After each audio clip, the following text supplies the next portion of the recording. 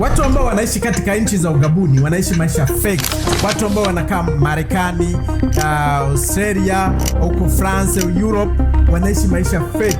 Nataka leo niwaonyeshe jinsi gani wanaweza kuyatatua matatizo.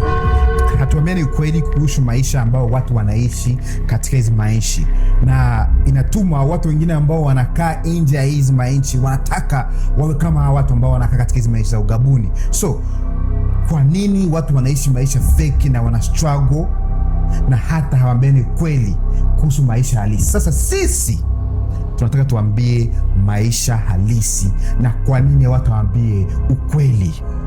Na leo ukifuatilia vizuri katika hii video, utakuja kutoka na habari zote ambazo zinaweza kukusaidia kukuwa na maisha mazuri kama umefanikiwa kuvuka mpaka wa nchi yako ukaenda kuishi katika nchi za wazungu. Kuna difference between mtu amekaa ugabuni miaka 30, miaka 20, 15 na mwaka mmoja.